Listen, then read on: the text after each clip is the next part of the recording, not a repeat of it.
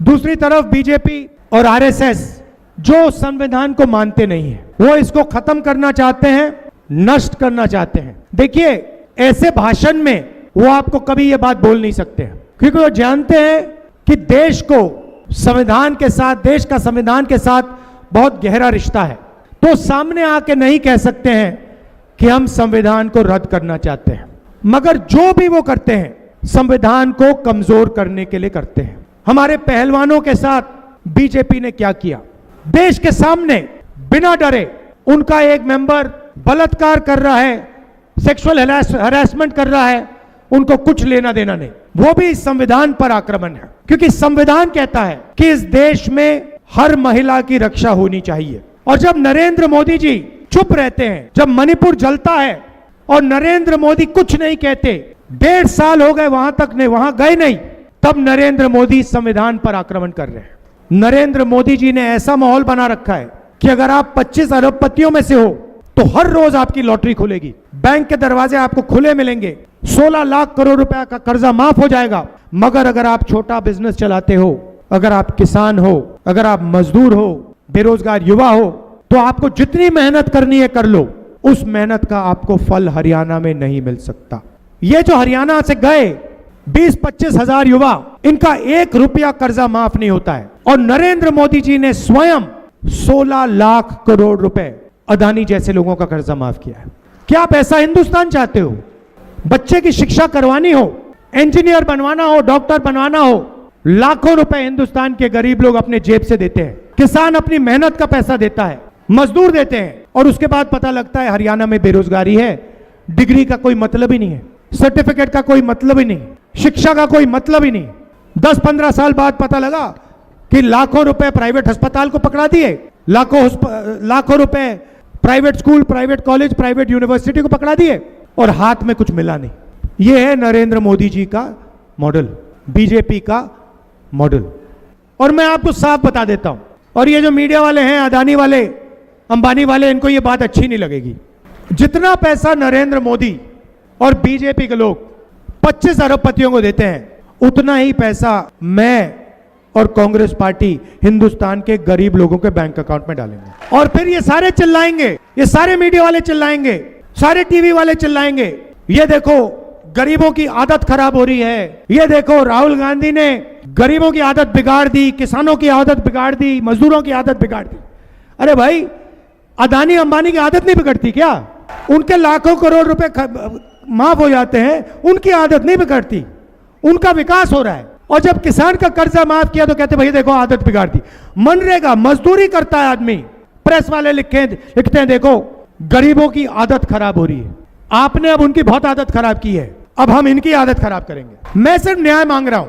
मेरा कहना है अगर अंबानी का, अदानी का लोन माफ हो सकता है तो फिर किसान का लोन माफ होगा। कॉन्स्टिट्यूशन क्या कहता है? कॉन्स्टिट्यूशन कहता है भैया सब लोग एक जैसे हैं, समानता होनी चाहिए, 36 की 36 बरादरियों को एक जैसा फायदा मिलना चाहिए। कॉन्स्टिट्यूशन ये कहता है। अदानी हरियाणा के बच्चों का भविष्य नष्ट कर रहा है, इस प्रदेश का भविष्य नष्ट कर रहा है। हजारों किलो उसके पोर्ट में हेरोइन पकड़ा जाता है, नरेंद्र मोदी चुप रहते हैं, लंबे लंबे भाषण करते हैं, देशभक्ति के भाषण करते हैं, मगर जब उनके मित्र के पोर्ट में हेरोइन पकड़ा जाता है तो कोई कार्रवाई नहीं करते, कोई जेल नहीं जाता, भाषण में नहीं बोलते कि हां मुद्रा पोर्ट में हजारों किलो हेरोइन पकड़ा गया है, मैं कार्रवाई कर रहा हूं, मैं जेल में डाल रहा हूं। बीजेपी की बहुत बी टीम, सी टीम, डी टीम, ए टीम घूम रही है, छोटी छोटी पार्टियां हैं, अलग अलग नाम है। लड़ाई कॉन्स्टिट्यूशन की है, हम इसको बचा रहे हैं, इसकी रक्षा कर रहे हैं, वो इसको खत्म करने की कोशिश कर रहे हैं। आप पूरा समर्थन दे रहे हो और यहां पे हमारी सरकार आने जा रही है, स्वीप होने वाली है, आंधी आ रही है, वो पूरा देश जानता है, मीडिया जानती है, सब जानते हैं। आप देख रहे हैं देश लाइव, देश की आवाज। आप सबका यहां बहुत बहुत स्वागत, नमस्कार। मूड आपका कैसा है? मूड ठीक है? कांग्रेस की सरकार आ रही है, बीजेपी जा रही है।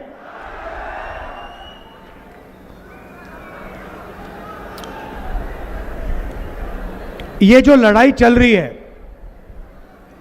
ये विचारधारा की लड़ाई है। चुनाव हो रहे हैं, अभी लोकसभा का एक बड़ा चुनाव हुआ, बड़ा युद्ध हुआ, और अभी ये छोटा हरियाणा में उसी विचारधारा का एक युद्ध हो रहा है। एक तरफ कांग्रेस पार्टी, दूसरी तरफ बीजेपी आरएसएस। हम कहते हैं कि हिंदुस्तान को संविधान से चलाना चाहिए।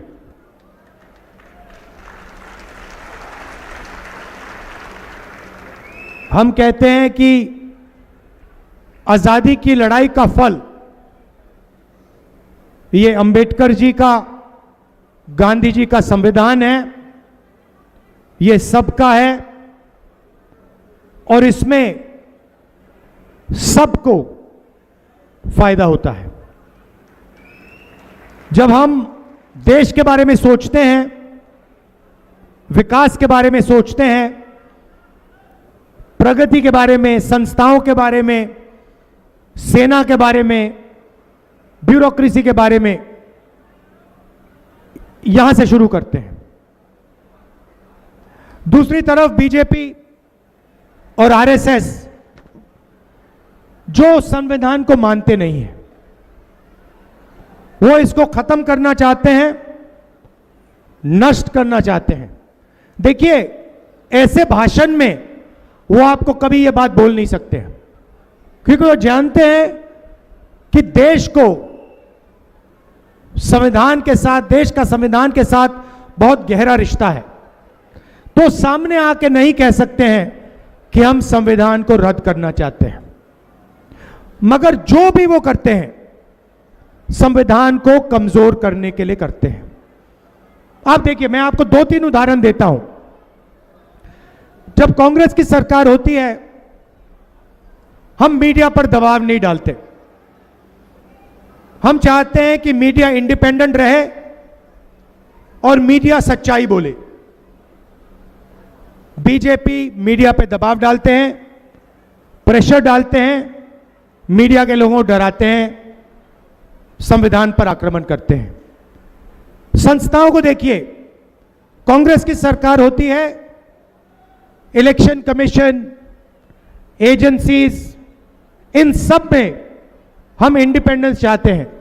हम चाहते हैं कि ये देश की एजेंसीज हों, देश की संस्थाएं हों, किसी एक पार्टी की संस्थाएं, किसी एक व्यक्ति की संस्थाएं ना हो। और जहां भी आप देखोगे, एजेंसीज में आरएसएस अपने लोग डालते हैं, बीजेपी अपने लोग डालते हैं। यहां पुनिया जी खड़े हुए हैं, जिंदगी भर इन्होंने मेहनत की, और आपने देखा हमारे पहलवानों के साथ बीजेपी ने क्या किया। देश के सामने बिना डरे उनका एक मेंबर बलात्कार कर रहा है, सेक्सुअल हरासमेंट कर रहा है, उनको कुछ लेना देना नहीं। वो भी संविधान पर आक्रमण है, क्योंकि संविधान कहता है कि इस देश में हर महिला की रक्षा होनी चाहिए। और जब नरेंद्र मोदी जी चुप रहते हैं, जब मणिपुर जलता है और नरेंद्र मोदी कुछ नहीं कहते,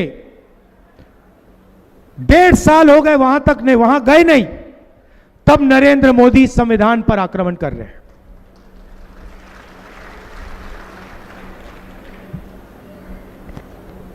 पहले यहां विकास होता था, प्रगति होती थी, रोजगार था। आज पहले नंबर पर हिंदुस्तान के स्टेट्स में आप पहले नंबर पे पहुंच गए हो। किस चीज में? बेरोजगारी में। पहले नंबर पे बेरोजगारी में और पहले नंबर पर क्राइम में। ये है हरियाणा की शान। पहले आप देश को रास्ता दिखाते थे, मुझे याद है लोग मेरे पास आते थे, कहते थे हरियाणा में जो प्रगति हो रही है हम वो ही चाहते हैं। आज कोई नहीं कहता,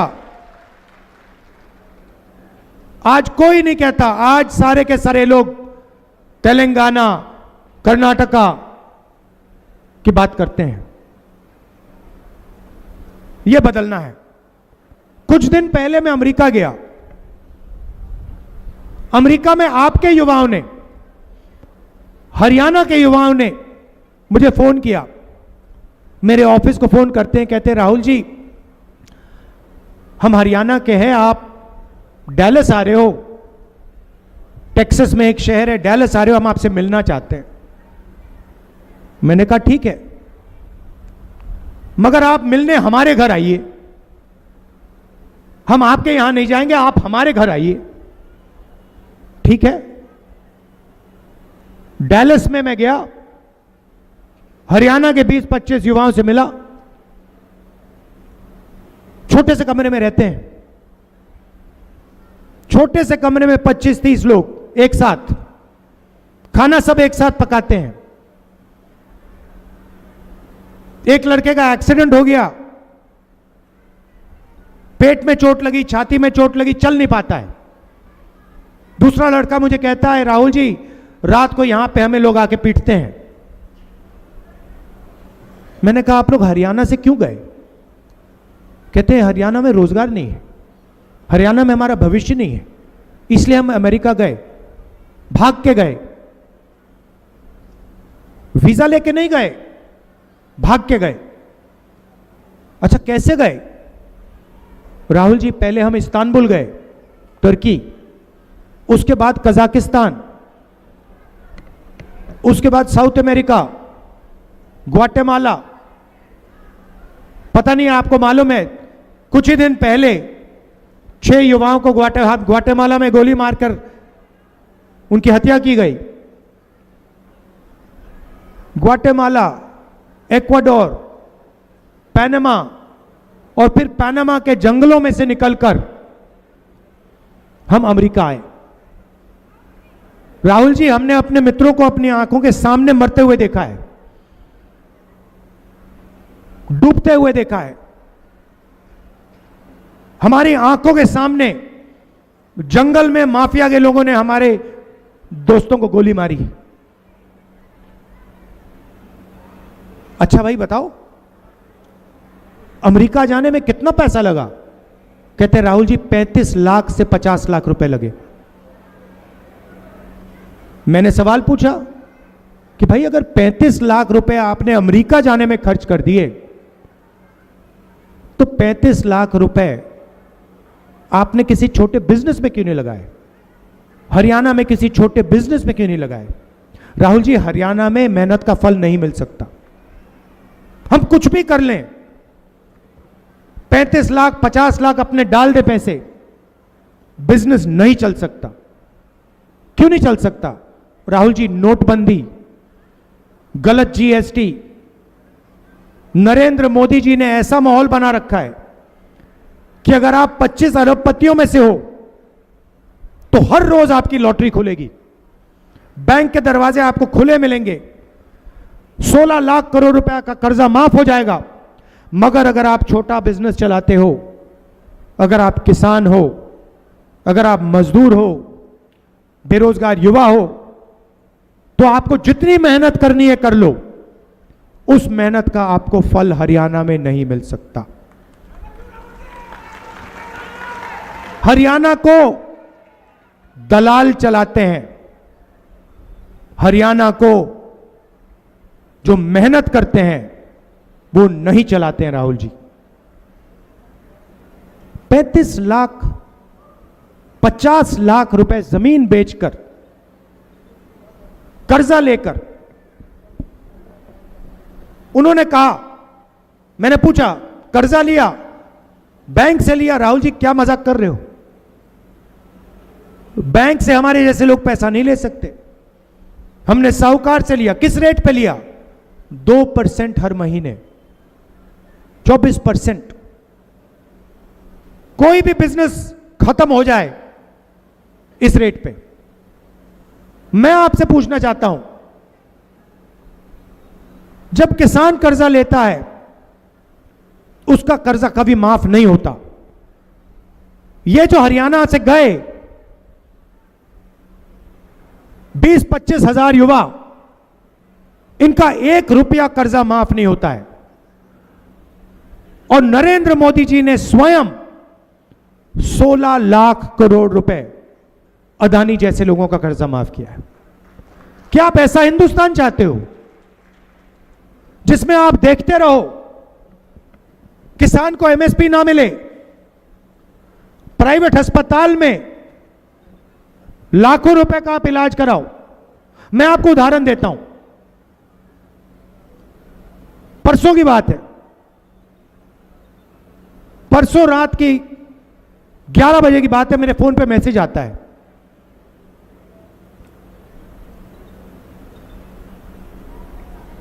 जिम इंस्ट्रक्टर का। मुझे कहता है, राहुल जी मेरी मां बीमार है,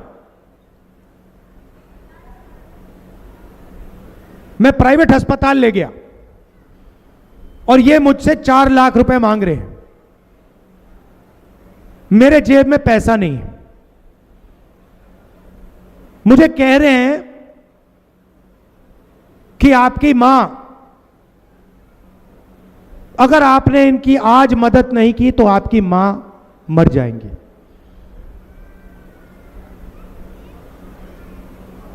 आप मेरी मदद कीजिए। मैंने कहा कैसे करूं? किसी सरकारी अस्पताल में मेरी मां के लिए आप बेड का, पलंग का इंतजाम कीजिए। मैंने अपने ऑफिस से सरकारी अस्पताल में उसकी मां के लिए जगह ली। सरकारी अस्पताल में उसकी मां का इलाज होता है। अगले दिन मुझे फोन करता है, कहता है राहुल जी प्राइवेट अस्पताल में वो स्टेंट लगवा रहे थे, प्राइवेट अस्पताल में वो ऑपरेशन करा रहे थे, 4 लाख रुपए मुझसे लेने की कोशिश कर रहे थे। राहुल जी सरकारी अस्पताल ने बताया कोई स्टेंट की जरूरत नहीं, कोई ऑपरेशन की जरूरत नहीं।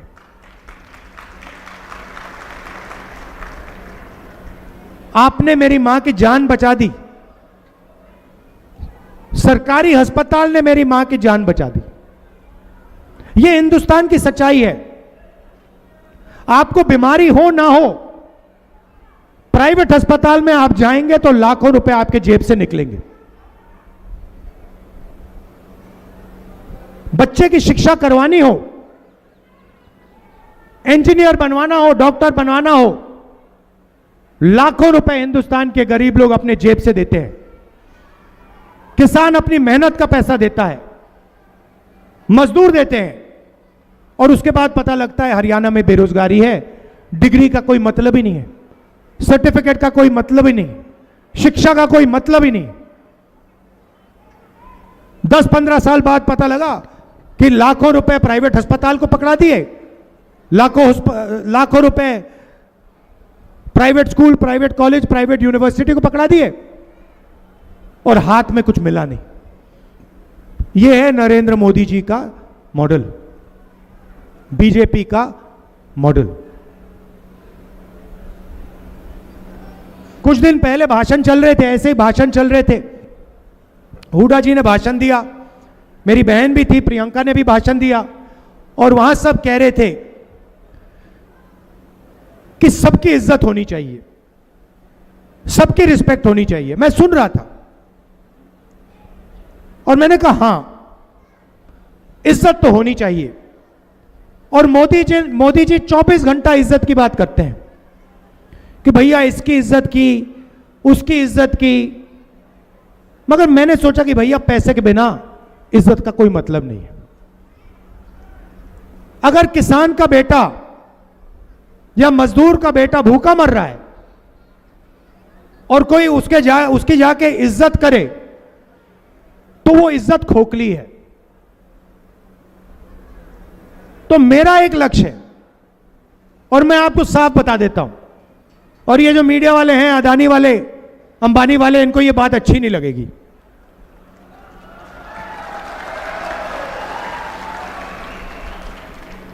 जितना पैसा नरेंद्र मोदी और बीजेपी के लोग 25 अरबपतियों को देते हैं, उतना ही पैसा मैं और कांग्रेस पार्टी हिंदुस्तान के गरीब लोगों के बैंक अकाउंट में डालेंगे। और भाई और बहनों, मैं रिकॉर्ड रख रहा हूं, मैं ऐसे बात नहीं कर रहा हूं, मैं गिनती कर रहा हूं। 10 साल से मेरी गिनती चल रही है, और जैसे ही मौका मिलेगा, जितना पैसा उन्होंने उनको दिया ना, उतना पैसा मैं उठा के आपके हाथ में कर दूंगा। और फिर ये सारे चिल्लाएंगे, ये सारे मीडिया वाले चिल्लाएंगे, सारे टीवी वाले चिल्लाएंगे, ये देखो गरीबों की आदत खराब हो रही है, ये देखो राहुल गांधी ने गरीबों की आदत बिगाड़ दी, किसानों की आदत बिगाड़ दी, मजदूरों की आदत बिगाड़ दी। अरे भाई, अदानी अंबानी की आदत नहीं बिगड़ती क्या? उनके लाखों करोड़ रुपए माफ हो जाते हैं, उनकी आदत नहीं बिगड़ती, उनका विकास हो रहा है। और जब किसान का कर्जा माफ किया तो कहते भाई देखो आदत बिगाड़ दी। मनरेगा, मजदूरी करता है आदमी, प्रेस वाले लिखते हैं देखो गरीबों की आदत खराब हो रही है। आपने अब उनकी बहुत आदत खराब की है, अब हम इनकी आदत खराब करेंगे। मैं सिर्फ न्याय मांग रहा हूं। मेरा कहना है, अगर अंबानी का, अदानी का लोन माफ हो सकता है, तो फिर किसान का लोन माफ होगा। अगर अंबानी मार्केट में चिप्स बेचता है, कैंपा कोला बेचता है, सेलफोन बेचता है, उसे सही रेट मिल सकता है, तो फिर हिंदुस्तान के किसान को सही रेट मिलेगा, एमएसपी मिलेगी, और उसका कर्जा माफ होगा। और यही लड़ाई है। कॉन्स्टिट्यूशन क्या कहता है? कॉन्स्टिट्यूशन कहता है भैया सब लोग एक जैसे हैं, समानता होनी चाहिए, 36 की 36 बरादरियों को एक जैसा फायदा मिलना चाहिए। कॉन्स्टिट्यूशन यह कहता है।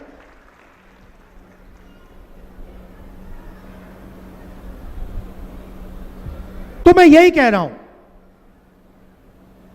कि अगर उनके लिए कुछ किया जा रहा है तो फिर इनके लिए भी होना चाहिए।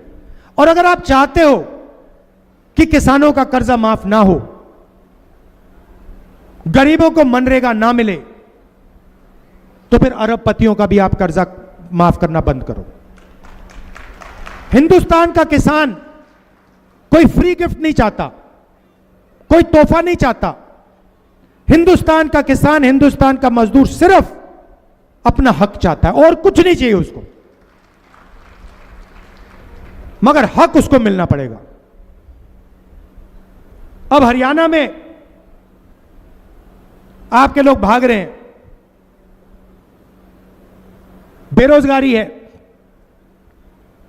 अमेरिका में जब गया मैं, उन्हीं युवाओं ने मुझे कहा राहुल जी आप हमारी एक मदद कीजिए। अब आप सोचिए, राहुल जी आप हमारी एक मदद कीजिए। क्या मदद करूं?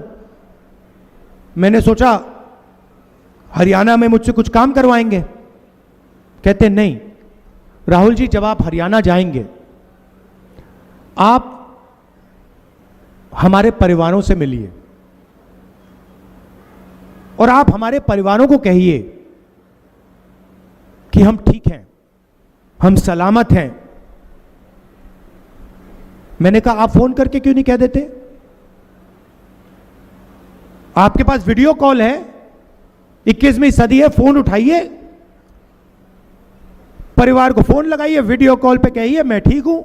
कहते राहुल जी मानते नहीं है, सोचते हम झूठ बोल रहे हैं। हमारे माता पिता जानते हैं राहुल जी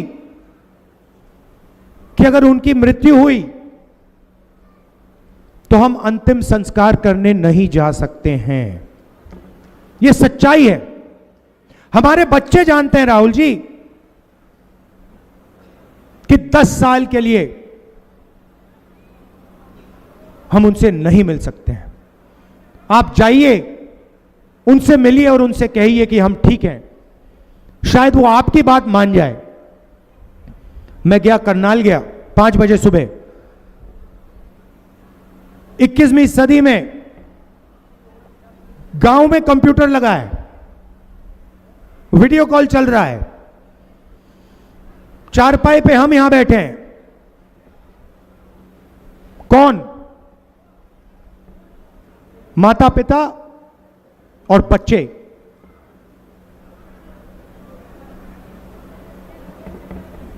बेटे उधर, उनके बच्चे इधर, उनके माता पिता इधर और वो उधर, और बात चल रही है। मां कहती है, राहुल जी मेरा बेटा वापस कब आएगा?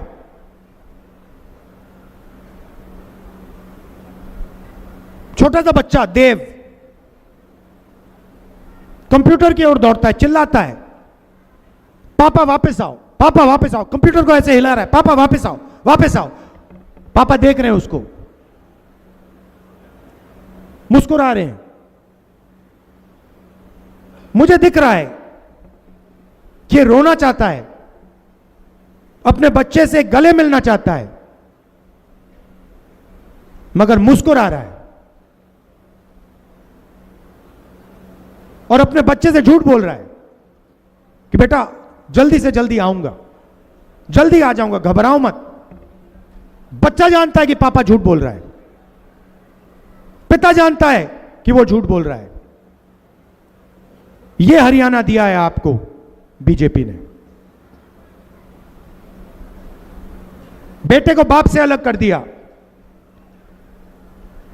मां से अलग कर दिया, और फिर देशभक्ति की बात करते हैं। पूरा हरियाणा जानता है कि हरियाणा में ड्रग्स फैल रहा है, आप सब जानते हो। पहले पंजाब में ड्रग्स हुआ करते थे, मैंने पंजाब में जाके कहा, अकाली दल के लोगों ने कहा राहुल गांधी ने क्या बात कर दी, फिर वहां की सच्चाई निकली। और मुझे आज तक याद है, हमारी यहां सरकार थी और मैं पूछता था, हरियाणा के नेताओं से पूछता था, मुझे एक बात समझाइए, पंजाब में ड्रग्स आ गया मगर हरियाणा में क्यों नहीं आया? और ये कहते थे हरियाणा में ड्रग्स नहीं आ सकता है। ये कांग्रेस पार्टी ने किया है।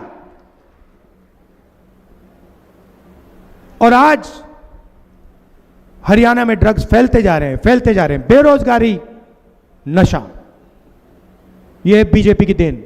और जब हजारों किलो हेरोइन जो आपके बच्चों को दिया जाएगा, वो अदानी के मुद्रा पोर्ट में पकड़ा जाता है, तो नरेंद्र मोदी कोई कार्रवाई नहीं करते, हमारे मीडिया के मित्र कहीं नहीं दिखाते। अदानी हरियाणा के बच्चों का भविष्य नष्ट कर रहा है, इस प्रदेश का भविष्य नष्ट कर रहा है। हजारों किलो उसके पोर्ट में हेरोइन पकड़ा जाता है, नरेंद्र मोदी चुप रहते हैं, लंबे लंबे भाषण करते हैं, देशभक्ति के भाषण करते हैं, मगर जब उनके मित्र के पोर्ट में हेरोइन पकड़ा जाता है तो कोई कार्रवाई नहीं करते, कोई जेल नहीं जाता। भाषण में नहीं बोलते कि हां मुद्रा पोर्ट में हजारों किलो हेरोइन पकड़ा गया है, मैं कार्रवाई कर रहा हूं, मैं जेल में डाल रहा हूं। यह सच्चाई है। तो मैंने आपसे कहा कि आपके जेब में पैसा डालना है, सीधा जितना पैसा वो उनकी जेब में डाल रहे हैं उतना पैसा हम आपकी जेब में डालने जा रहे हैं। और हरियाणा में छोटी सी शुरुआत करेंगे। यहां जो महिलाएं आई हैं, हां आपके बैंक अकाउंट में हरियाणा की सरकार आने के एकदम बाद आपके बैंक अकाउंट में महीने का 2000 रुपए अंदर जाएगा।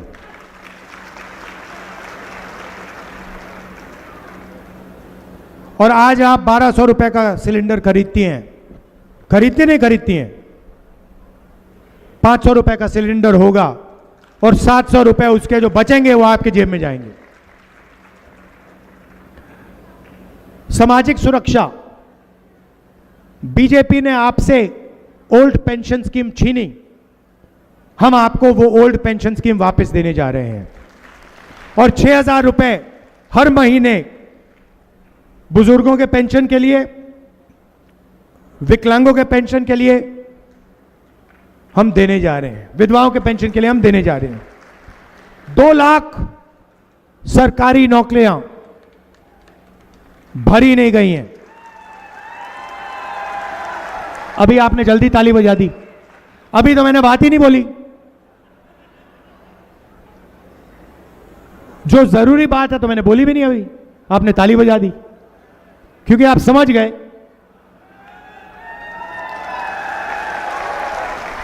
2 लाख सरकारी रोजगार हरियाणा के युवाओं को कांग्रेस पार्टी की सरकार देगी। और ये सुनिए, सबसे जरूरी बात, 36 बरादरियों को ये नौकरियां मिलेंगी। समानता के साथ, आदर के साथ, रिस्पेक्ट के साथ ये 2 लाख नौकरियां हरियाणा के 36 बरादरी के युवाओं को दी जाएंगी। इसमें कोई भेदभाव नहीं होगा। 36 के 36 बरादरियों को ये नौकरियां दी जाएंगी। हमारे किसान भाई, आपको गारंटी करके हम एमएसपी देने जा रहे हैं। मिनिमम सपोर्ट प्राइस हरियाणा के किसानों को मिलेगी और बीमा का पैसा 6 महीने बाद, 1 साल बाद नहीं, बीमा का पैसा जैसे ही आपका नुकसान होगा, जल्दी से जल्दी बीमा का पैसा आपके बैंक अकाउंट में जाएगा। 300 यूनिट फ्री बिजली और 25 लाख रुपए स्वास्थ्य हेल्थ इंश्योरेंस में आपको दिया जाएगा। जो भी आपको ऑपरेशन करवाने हो, स्टेंट लगवानी हो, पेट का ऑपरेशन करना हो, किडनी का ऑपरेशन करना हो, जो भी ऑपरेशन आपको करना होगा, आपको करवाने के लिए 25 लाख रुपए तक बीमा का पैसा मिलेगा।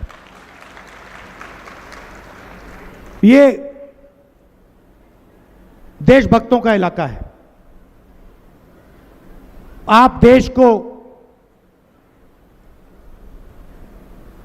अपने युवा देते हो, आर्मी को अपने युवा देते हो, देते थे।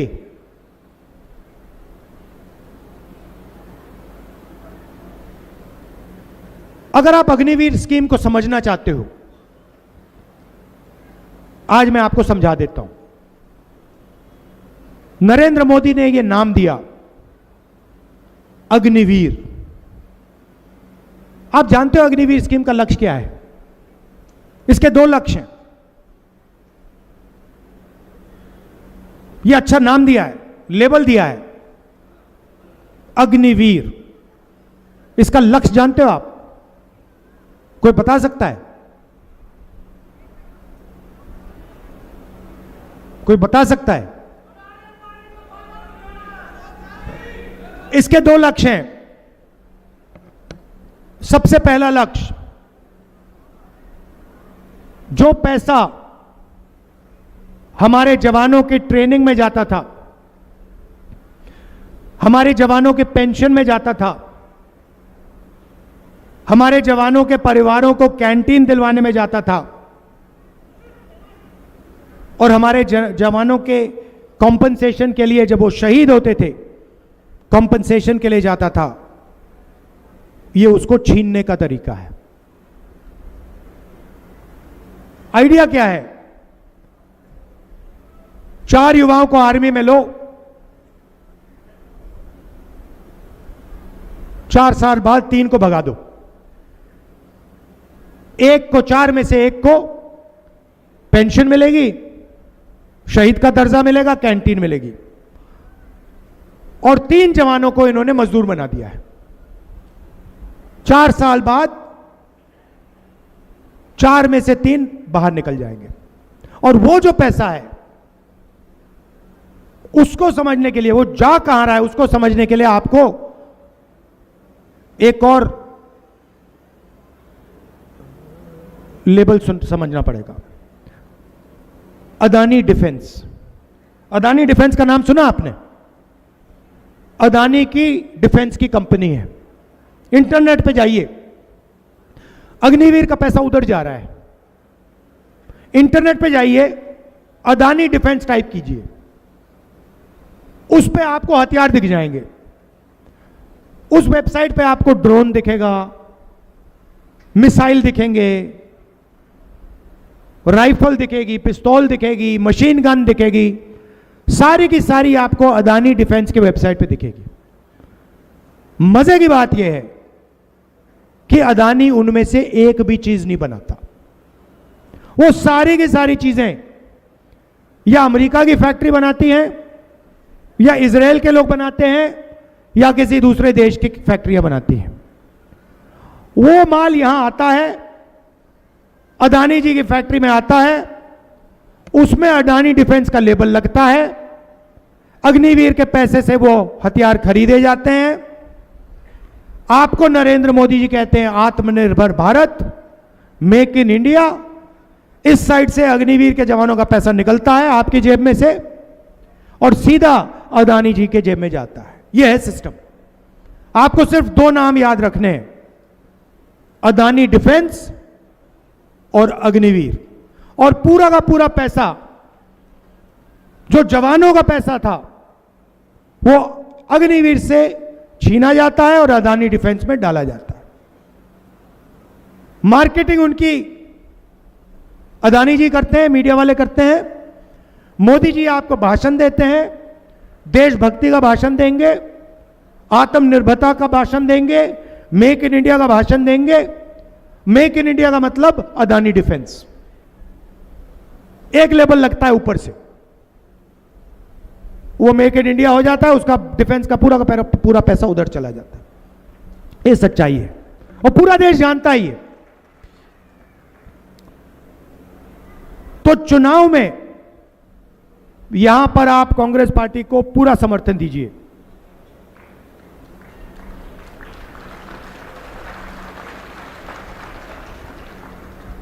और 3 चीजें मैं आपको कहना चाहता हूं। सबसे पहले, जो हमारे किसान हैं, आपको एमएसपी मिलेगी और जो आपका धान नहीं खरीदा जा रहा है, जैसे हमारी सरकार आएगी आपका धान खरीदा जाएगा, शुरू हो जाएगा। दूसरी बात, आजकल बीजेपी की बहुत बी टीम, सी टीम, डी टीम, ए टीम घूम रही है। छोटी छोटी पार्टियां हैं, अलग अलग नाम हैं। लड़ाई कॉन्स्टिट्यूशन की है, हम इसको बचा रहे हैं, इसकी रक्षा कर रहे हैं, वो इसको खत्म करने की कोशिश कर रहे हैं। कांग्रेस पार्टी को आपने वोट दिया, संविधान की आपने रक्षा की। बीजेपी को आपने वोट किया, संविधान पर आपने उनको आक्रमण करने की मदद की। अंबेडकर जी का संविधान है, गांधी जी का संविधान है, आपका संविधान है। ये छोटी छोटी पार्टियों को आप छोड़िए, कांग्रेस पार्टी का पूरा समर्थन कीजिए और यहां पे भारी बहुमत से हमारे कैंडिडेट्स को जिताइए। और आखिरी बात, जो शायद सबसे जरूरी बात, कन्याकुमारी से कश्मीर तक हमने यात्रा की। भारत जोड़ो यात्रा उसका नाम था। यात्रा में हमने मोहब्बत की बात की। हमने कहा कि नफरत के बाजार में मोहब्बत की दुकान खोलनी है। और पूरे हिंदुस्तान में करोड़ों लोगों ने नफरत के खिलाफ स्टैंड लिया, करोड़ों लोगों ने मोहब्बत की दुकान खोली। यह देश नफरत से नहीं चलाया जा सकता है। अगर यहां बेरोजगारी है, अगर यहां महंगाई है, अगर यहां क्राइम बढ़ रहा है, तो इसलिए बढ़ रहा है क्योंकि जो लोग आपकी सरकार में हैं वो नफरत फैलाते हैं, हिंसा फैलाते हैं। लड़ाई संविधान की है, मगर लड़ाई नफरत और मोहब्बत के बीच है। हम मोहब्बत वाले लोग हैं। आप सब कांग्रेस के कार्यकर्ता मोहब्बत के लोग हो और लड़ाई आपकी बीजेपी की नफरत के खिलाफ है। आप सबका दिल से धन्यवाद करना चाहता हूं। आप दूर दूर से आए। हरियाणा में सच बताऊं तो मैंने आपसे कहा कि पूरा समर्थन दीजिए। आप पूरा समर्थन दे रहे हो और यहां पे हमारी सरकार आने जा रही है, स्वीप होने वाली है, आंधी आ रही है।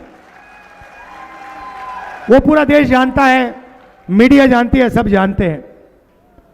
मगर गरीबों की सरकार होगी, छत्तीस बरादरी की सरकार होगी। आप सबका दिल से धन्यवाद। नमस्कार, जय हिंद।